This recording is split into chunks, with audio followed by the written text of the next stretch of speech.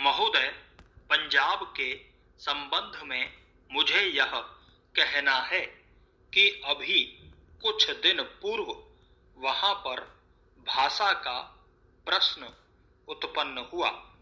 मेरा अपना विचार है कि जब भाषा के आधार पर पंजाब का विभाजन हो गया तो आज पंजाब की भाषा पंजाबी है और यह पंजाब के लोगों को निर्णय करना है कि वह पंजाबी किस लिपि के अंदर लिखी जाए।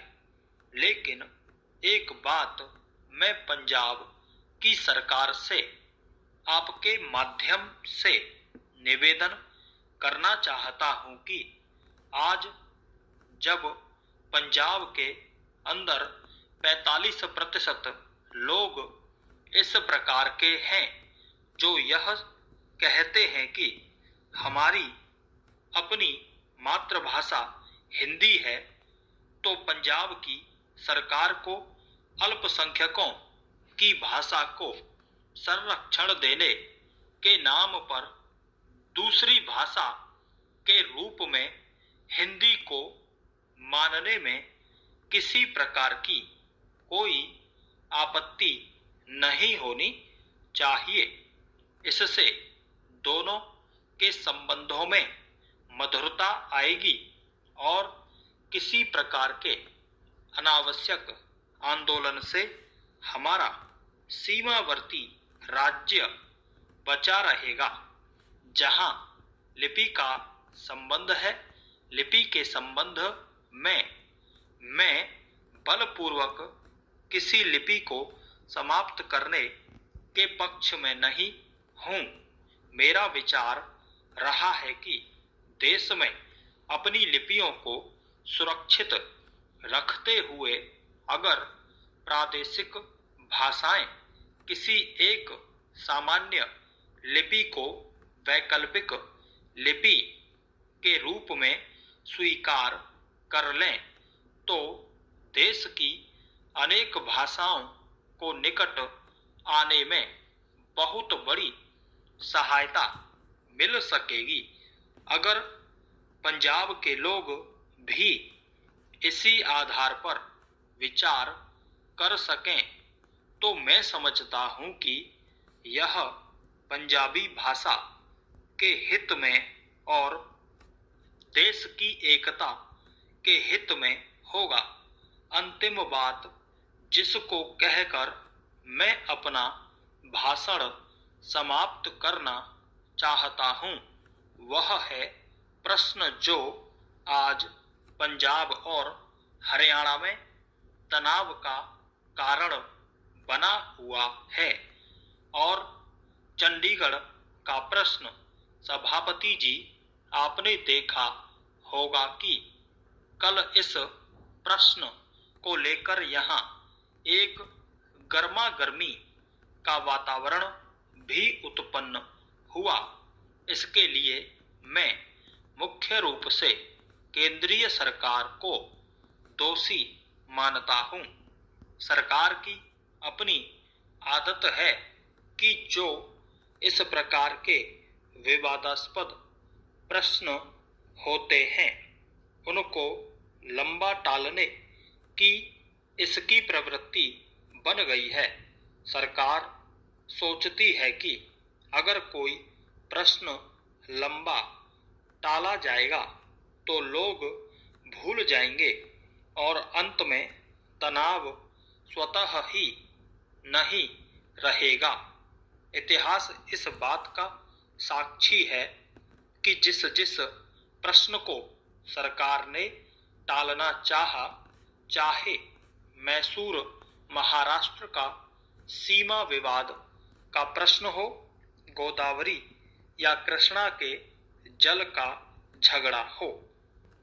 महोदय, पंजाब के अंदर चंडीगढ़ का झगड़ा हो, सरकार ने जिस झगड़े को टालना चाहा वह झगड़ा और अधिक उग्र रूप लेकर देश के और सरकार के सामने आया। इसलिए मैं चाहूंगी कि इस सरकार को आगे के लिए यह परंपरा डालनी चाहिए कि जब भी इस प्रकार के कोई प्रश्न आए तो उन प्रश्नों पर दृढ़ता से विचार किया जाए और तत्काल उनका समाधान किया जाए। वर्षों तक उन प्रश्नों को लटकते छोड़ लोगों को आपस में संघर्ष का अवसर नहीं देना चाहिए। मैं आपसे निवेदन कर रहा हूं कि जो राष्ट्रीयकरण के समर्थक हैं वे भी राष्ट्रीयकरण को साध्य नहीं मानते। प्रधानमंत्री ने स्वयं स्वीकार किया है कि अनेक देशों में बैंक सरकार के हाथों में है। फ्रांस में समाजवाद नहीं है, सरकार ने बैंक ले लिए, और ऑस्ट्रेलिया में बैंक सरकार ने लिए थे, लेकिन बैंक कर्मचारियों के आंदोलन के फलस्वरूप चुनाव में जब नई सरकार बनी तो बैंकों का राष्ट्रीयकरण समाप्त करना पड़ा। राष्ट्रीयकरण कोई हर रोग की रामबाण औषधि नहीं है और राष्ट्रीयकरण सरकारीकरण में नहीं बदलना चाहिए। जिस तत्परता से सरकार ने बैंकों को अपने हाथ में लिया है उससे आर्थिक क्षेत्र में कठिनाइयां पैदा हो सकती हैं।